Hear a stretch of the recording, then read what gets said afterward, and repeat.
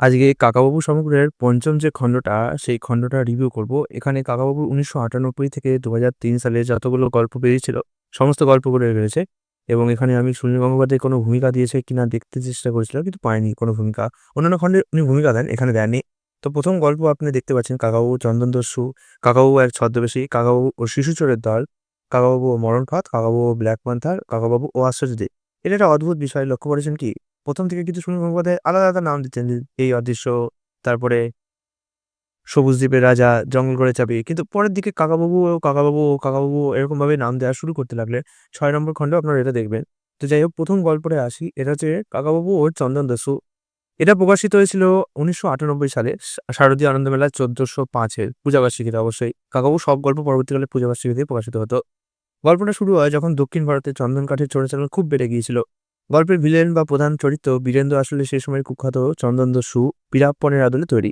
বীরাপ্পনের নাম আপনারা অবশ্যই শুনেছেন। এটা কুখ্যাত চন্দনদস্যু ছিল। অবশ্য সে রবিনহুডের মতো একটা কাজ করতো। চুরি যা করতো সেই টাকা দিয়ে লোককে সাহায্য করতো। ফলে অনেকে তাকে ধরে দেয়নি। তো পুলিশদের অনেক কষ্ট হয়েছিল তাকে ধরতে। কারণ কোনো গ্রামবাসী তাদের ধরিয়ে দিচ্ছিল না, ঠিকানা বলছিল না। আর যখনই বীরাপ্পনকে কেউ খুঁজতে যেত তখনই সে লুকিয়ে পড়তো। গ্রামবাসীরা তাকে আগে থেকেই ইনসাইট দিয়ে দিত। তো তার আদলে কাকাবাবু এটা বানিয়েছিলেন। আসলে কাকাবাবু সন্তু মহীশূরের এক জঙ্গলে বেড়াতে যান।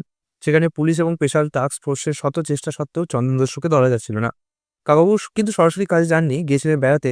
কিন্তু ঘটনাচক্রে তিনিও জড়িয়ে পড়েন। কাকাবাবুর সাথে এটা একটা সমস্যা। তিনি যেখানেই যান সেখানেই কোনো না কোনো সমস্যা তৈরি হয় আর তিনি জড়িয়ে পড়েন। ঠিক আছে? এই গল্পে জঙ্গলের অ্যাডভেঞ্চার খুব বেশি আছে। কিভাবে কাকাবাবু ক্রাচ নিয়ে দুর্গম জঙ্গলে দস্যু ডেরায় পৌঁছান এবং দস্যু সর্দার বীরেন্দ্রর মুখোমুখি হন, সেটাই মূল আকর্ষণ। এখানে কাকাবাবুর সাহসের পাশাপাশি তার কূটবুদ্ধির পরিচয়ও আপনারা পাবেন। কেন এটা গল্পটা পড়বেন? বাস্তব জীবনের ঘটনার ছায়া অবলম্বনে লেখা বলে এই গল্পে একটা আলাদা থ্রিল আছে। ৯০ দশকের শেষের দিকে বীরাপ্পনের ঘটনা কখন খুব চর্চায় ছিল, সুনীল গঙ্গোপাধ্যায় সেটাকেই ফিকশনের রূপ দিয়েছেন। এরপরে যে গল্পটা আসি সেটা হচ্ছে কাকাবাবু ও এক ছদ্মবেশী। এটা শারদীয় আনন্দমেলা ১৪০৬ মানে ১৯৯৯ সালে প্রকাশিত হয়েছিল। এই গল্পটি অ্যাকশনের চেয়ে মিস্ট্রি বা রহস্যের উপর বেশি কিন্তু জোর দিয়েছে। অবশ্যই গল্পের নাম শুনে বুঝতে পারছেন যে এখানে কেউ একজন কাকাবাবুর নাম বা চেহারা নকল করেছে। গল্পের শুরুতে দেখা যায় কাকাবাবুকে নিয়ে খুব গোলমাল সব খবর পাওয়া যাচ্ছে। কোথাও কোনো অপরাধ বা চুরির ঘটনায় কাকাবাবুর নাম জড়াচ্ছে। সন্তু ও যোজক কিন্তু অবাক হয়ে যায়। কারণ কাকাবাবু তখন বাড়িতেই আছে। তবে কি কাকাবাবুর মতো দেখতে অন্য কেউ আছে? রহস্য এখান থেকে ঘনীভূত হতে শুরু করে। গল্পটি একটি মূর্তি চুরি বা প্রত্নতাত্ত্বিক চুরির চক্রকে কেন্দ্র করে তৈরি করা হয়েছে। একদল অপরাধী কাকাবাবুর চেহারা নকল করে বা প্লাস্টিক সার্জারি বা মেকআপের সাহায্যে যাই হোক না কেন অপরাধ জগৎ নিয়ন্ত্রণ করতে চায় এবং আসল কাকাবাবুকে ফাঁসাতে চায়। কেন এই গল্পটা পড়বে সেটা বলে রাখি এবার। আইডেন্টিটি ক্রাইসিস বা নিজের অস্তিত্ব রক্ষার লড়াই এই গল্পে কাকাবাবুকে শুধু অপরাধীদের বিরুদ্ধেই নয়, নিজের হারানো সম্মান ফিরে পেতেও লড়তে সাহায্য করেছে। জোজোর মজার কাণ্ডকারখানা তো অবশ্যই একটা প্রধান উপজীব্য বিষয়। তাই এই গল্পে মাঝে, মাঝে সিরিয়াস নোটের মাঝখানেও জোজোর এই মজার কাণ্ডকারখানাগুলো আপনাদের খুবই অবাক করে দেবে। এরপরে যে গল্পটা আসছে তার নাম হচ্ছে কাকাবাবু ও শিশু চোরের দল। কোথায় আছে? দাঁড়ান একটু কাকাবাবু এবং কাকাবাবু শিশু চোরের দল। এই গল্পটা শারদীয় আনন্দমেলা ১৪০৭ এ প্রকাশিত হয়েছিল মানে ২০০০ সালে। এই গল্পটাতে কি আছে সেটা এবার বলছি। গল্পটিতে কাকাবাবু অন্যান্য গল্পের চেয়ে একটু আলাদা। কারণ এটি খুব একটি সিরিয়াস বা সামাজিক সমস্যা তুলে ধরেছে। সেই সমস্যাটা হচ্ছে বাচ্চা চুরি বা কিডন্যাপিং। এখানে আমি আমার একটা কথা বলতে চাই। আমি যখন একবার ক্লাস 10 এর মাধ্যমিক পরীক্ষা দিয়েছিলাম, তখন যে স্কুলে পরীক্ষা দিয়েছিলাম সেখানে স্কুলে একটা ছোট্ট বাচ্চা চা সার্ভ করছিল। জিনিসটা দেখে আমার খুব খারাপ লাগলো। কারণ এখানে আমরা কি জানি? এইটুকু বয়সে সাধারণত সে স্কুলে যাবে। যেখানে আমরা পরীক্ষা দিচ্ছি আর সেখানে একটা বাচ্চা চা সার্ভ করছে এবং যে স্যার তার থেকে চা নিচ্ছে সে কিছু বলছে না। সেটা দেখে আমার খুবই খারাপ লেগেছিল যে অন্তত এই শিক্ষকদের তো বলা উচিত ছিল যে, "তুমি কি করছো? তুমি পড়াশোনা করছো না কেন? এই দাদারা পরীক্ষা দিচ্ছে, তুমি পড়াশোনা করো। তুমি চা সার্ভ করছো কেন?" হ্যাঁ, অনেকে বলে যে ছোটবেলা থেকে একটু অনেক বাচ্চাই আছে বাবা-মাদের সাহায্য করে। ঠিক আছে, সেটুকু করতেই পারে। কিন্তু অন্তত তাদের বলা তো উচিত ছিল। হ্যাঁ, যাই হোক আমি সে ব্যাপারে আর কিছু বলছি না। এখনো অনেক জায়গায় দেখা যায় এরকম ছোট, ছোট বাচ্চাদের দিয়ে অনেকে কাজ করান। এই গল্পটি কাকাবাবুর গল্পটি যে অন্য আলাদা অবশ্যই। এই গল্পের মূল উপজীব্য বিষয় অবশ্যই শিশু চোরের ব্যাপার। নাম শুনেও বুঝতে পেরেছেন। দিল্লিতে একের পর এক বাচ্চা নিখোঁজ হয়ে যাচ্ছে। পুলিশ কোনো কুল কিনারা পাচ্ছিল না। কাকাবাবু একটি বিশেষ কেসে তদন্তে তখন নামেন। তদন্তে নেমে তিনি দেখেন এর পিছনে এক বিশাল ভিখারি মাফিয়া বা অপরাধী চক্র কাজ করছে। যারা কি করে এই শিশুদের অপহরণ করে নিয়ে ভিক্ষাবৃত্তিতে কাজে লাগায়। এখানে আরেকটা জিনিস আমি বলতে চাই যে আপনারা অনেকেই ভিখারি দেখলেই টাকা পয়সা দেন। দেখুন ভিখারি দেখলে টাকা পয়সা দেওয়া খুব ভালো কথা। আপনাদের মনোবৃত্তি খুব ভালো। কিন্তু অ্যাকচুয়ালি শাস্ত্র অনুসারে যারা ভিক্ষা করে তাদের যে ভিক্ষার যে টাকাটা সেটা যদি খারাপ কাজে লাগে তাহলে তার অপরাধও যে দান করেছে তাকে ভুগতে হয়। তাই শাস্ত্র সবসময় বলে যদি কেউ কিছু দান চায় তাহলে শিক্ষা দান করতে পারো, তাকে খাদ্য দান করতে পারো। আপনারা চান আপনাদের টাকা পয়সা সে কিছু খাবার খাবে, তো তার থেকে কিছু খাবার তাকে কিনে দিন না কেন? তার যদি সেই ভিখারি সেই টাকা দিয়ে খাবার না কিনে অন্য কোনো খারাপ কাজ করে, মদ কিনে খায়, সবাই না, বাচ্চারা হয়তো অন্য কোনো একজনকে দিল সে খারাপ কাজ করলো। তাই বেস্ট হবে তাদেরকে কিছু খাবার কিনে দিন। ঠিক আছে? অবশ্যই যে আসলেই খাবার চাইছে সে কিন্তু খাবার যখন দেখবে না হাতে তখন খাবারটা নেবে। কিন্তু যে ওই টাকা দিয়ে অন্য কোনো কাজ করার মতলব করছে সে কিন্তু টাকা পয়সা নেবে না। খাবার নেবে না। বলবে আমি টাকা পয়সা চাই। এতেই আপনি আসল ভিখারি আর নকল ভিখারির পার্থক্য বুঝে যাবেন। ঠিক আছে? তাই খাবার দেবেন অবশ্যই। তো এই গল্পটা একটা জিনিস আমি বলে দিই এবার। এই গল্পটাতে মূল অ্যাকশন খুব বেশি আছে। বিশেষত শহরের অলিগলি এবং অপরাধীদের গোপন ডেরায় অভিযান তো চালানোই হবে।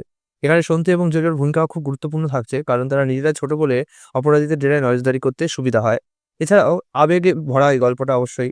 এই গল্পে শুধু রহস্য নয়, একটা আবেগ আছে। শিশুদের কান্না, দুঃখ, কষ্ট সবাই ইচ্ছা করে চায় না। তাদেরকে জোর করে বাধ্য করে করানো হয়। সেটাও এই গল্পে ভালো ফুটে উঠেছে। হারিয়ে যাওয়া শিশুদের বাবা-মায়ের কান্না, তাদের উদ্ধার হওয়ার পর তাদের আনন্দ, এটা কিন্তু পাঠকদের মনে এই গল্পের দাগ কেটে যায়। এরপরে যে গল্পটা সেটা কাকাবাবু ও মরণ ফাঁদ। এটা ২০০১ সালে ১৪০৮ শারদীয় আনন্দমেলাতে প্রকাশিত হয়েছিল। এই গল্পের পটভূমি হচ্ছে আমেরিকা। কাকাবাবু ও সন্তু আর জোজো আমেরিকায় বেড়াতে যায়। বিশেষ করে গ্র্যান্ড ক্যানিয়নের প্রেক্ষাপট এখানে দারুণভাবে ফুটে উঠছে। আমেরিকায় বেড়াতে গিয়ে কাকাবাবু বুঝতে পারেন তাকে কেউ অনুসরণ করছে। গল্পের ভিলেন হচ্ছে কাকাবাবুর এক পুরনো শত্রু। সে কাকাবাবুকে এমন এক ষড়যন্ত্রে ফাঁসাতে চায়। তার জন্য কি করে সে কাকাবাবুকে এমন জায়গায় নিয়ে যাবে সেখান থেকে ফেরাটাই অসম্ভব। তার জন্য এই গল্পের নাম হচ্ছে মরণ ফাঁদ। গ্র্যান্ড ক্যানিয়নের দুর্গম গিরিখাতে কাকাবাবুর বেঁচে থাকার লড়াই হচ্ছে এই গল্পের হাইলাইট। ক্র্যাচ নিয়ে ওই পাথুরে এলাকায় কাকাবাবু কিভাবে সার্ভাইভ করবেন এবং শত্রুর পাতা ফাঁদ থেকে বের হবেন তা কিন্তু শ্বাসরুদ্ধকর কাহিনী এবং এটা পড়লে বুঝতে পারবেন। বিদেশি পটভূমিতে কাকাবাবুর গল্পগুলো সবসময় খুব জমজমাট হয়। এখানে প্রযুক্তির ব্যবহার এবং আমেরিকার ল্যান্ডস্কেপের বর্ণনা কিন্তু খুব সুন্দরভাবে ফুটে উঠেছে। তার জন্য এই গল্পটা উপজীব্য হয়ে উঠেছে। এবং আমি অবশ্যই গল্পে যারা পড়বেন তাদের জন্য আমি নামটা বলছি না যে কাকাবাবু কোন সূত্র এই কাজটা করছে। আপনারা গল্পটা পড়লেই বুঝে যাবে। আমি মোটামুটি পটভূমিটা বলে দিলাম। যা আগে থেকে নাম বলে দিলে ওই যে একটা এই শত্রুর যে মুখোশটা যখন খুলবে তখন যে একটা ক্লাইম্যাক্স টাইপের ভাব আসবে না? যে আমি তো অবাক হয়ে গেছিলাম। সেই ভাবটা কিন্তু আগে থেকে বলে দিলে হয়তো পাবেন না। তার জন্য আমি বলছি না নামটা। তারপরে গল্প হচ্ছে কাকাবাবু ও ব্ল্যাক প্যান্থার। এই গল্পটা ২০০২ সালে প্রকাশিত হয়েছিল ১৪০৯ শারদীয় আনন্দমেলা। এখানে আবার জঙ্গল ফিরে এসছে। তবে এবার আমাদের উত্তরবঙ্গের ডুয়ার্স। আগে দক্ষিণ ভারত ছিল, এবার উত্তরবঙ্গের ডুয়ার্স। জঙ্গলের পরিবেশ এবং বন্যপ্রাণী সংরক্ষণ এই গল্পের মূল বিষয়। ডুয়ার্সের জঙ্গলে এক বিশাল কালো চিতা বা ব্ল্যাক প্যান্থার দেখা গেছে বলে একটা গুজব রটে যায়। এই দুর্লভ প্রাণীটিকে ধরার জন্য আন্তর্জাতিক চোরাশিকারীরা ওঁত পেতে থাকে। ব্ল্যাক প্যান্থার খুব দুর্লভ, কিন্তু ভারতে সচরাচর দেখা যায় না। কাকাবাবুরা খবর পেয়ে ছুটে যান প্রাণীটিকে বাঁচাতে। একদিকে লোভী শিকারী, অন্যদিকে কাকাবাবু ও বন দপ্তর। সন্তু আর জোজো জঙ্গলের মধ্যে এক ভয়ানক পরিস্থিতির মুখোমুখিও হয়। প্যান্থারটিকে মানুষ খেকো কিনা তা নিয়েও রহস্য থাকে। এই গল্পে সুনীল গঙ্গোপাধ্যায় একটা খুব সুন্দর বার্তা দিয়েছে। সুনীল গঙ্গোপাধ্যায় বলেছেন, এই গল্পের মাধ্যমে যে বন্যপ্রাণী রক্ষার জোরালো বার্তা আমাদের অবশ্যই সবার কাছে পৌঁছে দেওয়া উচিত। জন্তুর চেয়ে মানুষ যে অনেক বেশি সময় হিংস্র হতে পারে তা এই গল্পের প্রত্যেকটা পাতায় পাতায় আপনি পড়লে বুঝতে পারবেন। তো অবশ্যই এই গল্পটা একটা অন্যরকম মন ছুঁয়ে যাওয়ার মতো গল্প। এরপরে যে গল্পটা আছে সেটা হচ্ছে কাকাবাবু ও আশ্চর্যদ্বীপ। কাকাবাবু ও আশ্চর্যদ্বীপ। এই গল্পটা প্রকাশিত হয়েছিল শারদীয় আনন্দমেলা ২০০৩ সালে, মানে ১৪১০-এ। এই গল্পটিতে একটি পিওর সারভাইভাল অ্যাডভেঞ্চার ফুটে উঠেছে। লোকেশন আন্দামান নিকোবর দ্বীপপুঞ্জ, বিশেষ করে ব্যারেন আইল্যান্ড বা কোনো নির্জন আগ্নেয়গিরি দ্বীপ। ছোটবেলায় আমরা পড়েছি ব্যারেন আইল্যান্ডে আগ্নেয়গিরি আছে, যেটা মাঝে মাঝে ফাটে। কাকাবুরা কি করে আন্দামানে বেড়াতে যায় এবং বেড়াতে গিয়ে এক ঝড়ের কবলে পড়ে, নিয়ে কোনো এক অজানা দ্বীপে তারা আশ্রয় নেয়। সেই দ্বীপটি কিন্তু সাধারণ দ্বীপ নয়, সেখানে অদ্ভুত সব ঘটনা ঘটে। সেখানে আদিম উপজাতি এবং প্রকৃতির রোজ দুইয়েরই মোকাবিলা তাদের করতে হবে। এই দ্বীপটিতে একটা রহস্য আছে। রহস্যটা কি? দ্বীপ থেকে কোনো গুপ্তধন আছে নাকি কোনো বৈজ্ঞানিক পরীক্ষা চলছে? গল্পের শেষ পর্যন্ত এই একটা রহস্য কিন্তু বজায় থাকে টানটানভাবে। জোজো এই গল্পে বেশ ভয় পায় আবার মজাও করে। জোজোর মজা কিন্তু সত্যি উপজীব্য লাগবে। রবিনসন ক্রুসোর মতো দ্বীপের মধ্যে বেঁচে থাকার লড়াই এবং কাকাবাবুর বিজ্ঞানের জ্ঞান কিভাবে তাদের বাঁচাতে সাহায্য করে তা জানার জন্য কিন্তু পাঠকদের এই গল্পটি অবশ্যই পড়তে হবে। তো যাই হোক, এই পঞ্চম খণ্ডের ৬টি গল্পে আমরা দেখি কি কাকাবাবু যেমন জঙ্গলে দেখছি, তেমন শহরেও দেখছি, আবার বিদেশেও দেখছি, দেশেও দেখছি। জোজোর চরিত্রটি এ সময় পুরোপুরি তৈরি হয়ে গেছে। এর আগে যে জোজোর চরিত্রটা সেখানে অতটা ফুটে ওঠেনি। কিন্তু এই গল্পগুলোর মধ্যে আমরা জোজোর চরিত্রটাকে, তার যে মজাদার অভিজ্ঞতা এবং মাঝে মাঝে গুল মারার একটা প্রবণতা, এবং এমনভাবে গুল মারে যে বোঝাই যায় না যে গুল মারছে না ঠিক হচ্ছে, সেটা খুব ভালোভাবে ফুটে উঠেছে। তো জোজোর চরিত্রটা এই গল্পগুলোতে খুব ভালোভাবে ফুটে উঠেছে, এই অনেকগুলো গল্পের মধ্যে। জোজোর চরিত্র ছাড়াও সন্তুর চরিত্রও বেশ ম্যাচিওর হয়েছে গল্পেতে। তাই আশা করি এই গল্পগুলো আপনাদেরকে জমজমাট রহস্য, রোমাঞ্চ, থ্রিল সবকিছু মিশিয়ে একটা সুন্দর প্যাক অনুভূতি করাবে। তবে হ্যাঁ, আমাকে অনেকেই বলে এবং আমিও নিজে মনে করি, কাকাবাবু আগের যে গল্পগুলো ছিল না, সেগুলো বেশি আমার কাছে নজর কাড়তো, টানটান লাগতো। মানে সন্তু ম্যাচিউর হয়েছে ঠিক কথা, কিন্তু সন্তুর যে আগের যে চরিত্রটা একটুখানি আপন ভোলা টাইপের, একটুখানি আ নিরীহ আছে ভাবটা, সরল সিধা ভাবটা, ওটাই আমার একটু বেশি মানে মন ছুঁয়ে যেত। জোজো ভালো, কিন্তু জোজোকে আমার পরবর্তীকালে মনে হয়েছে যে সন্তুর যে ম্যাচুরিটি বেড়ে যাচ্ছে, সেই ম্যাচুরিটিটাকে কমপ্লিমেন্টারি করার জন্যই কাকাবাবু একটু হালকা একজন তার বন্ধু এনেছে যে সন্তুর ওই ম্যাচিউর ভাবটাকে কন্ট্রাডিক্ট করতে পারে। এটাই আমার মূল কারণ। আর দেবলীনার চরিত্রটা মাঝে মাঝে আসে, মাঝে মাঝে আসে না। তো ওটার ব্যাপারে আমি কিছু বলতে পারব না। তবে হ্যাঁ, ১ম দিককার স্টোরিগুলো যতটা মন ছুঁয়ে যায়, পরের দিককার স্টোরিগুলোতে মানে একটু একঘেয়েমি এক ভাব লক্ষ্য করা যায়। তবে হ্যাঁ, তার মধ্যেও সুনীল গাভারিয়া চেষ্টা করেছে মাঝে মাঝে একটু আলাদা তড়কা আনার, আলাদা বিষয়বস্তু আনার। যেমন আমরা দেখি কাকাবাবুর একটা ছদ্মবেশ দেখা যাচ্ছে। এখানে কাকাবাবুর ছদ্মবেশে অন্য একজন তার সব রটিয়ে বেড়াচ্ছে। তারপরে দেখি কাকাবাবুকে এক শত্রু গিয়ে গ্র্যান্ড ক্যানিয়নে ফেলে দিচ্ছে। এই ধরনের গল্পগুলো এইজন্যে ভালো লাগে। তবে হ্যাঁ, ৪র্থ খণ্ডের থেকে ৫ম খণ্ডের গল্পগুলো কিন্তু বেশ ভালো এবং সেরা গল্প যদি বলতে চান, তাহলে আমি বলব এই গল্পের মধ্যে সবথেকে বেস্ট যেটা আমার লেগেছে সেটা হচ্ছে কাকাবাবু ও চন্দন দস্যু। কারণ কাকাবাবু ও চন্দন দস্যু গল্পটার মধ্যে মানে বীরাপ্পানের কার্যকরীর একদম হুবহু না, কিন্তু অনেক ইনসাইট আমরা পাই। তো এইটুকুই ছিল আজকের এই ভিডিও।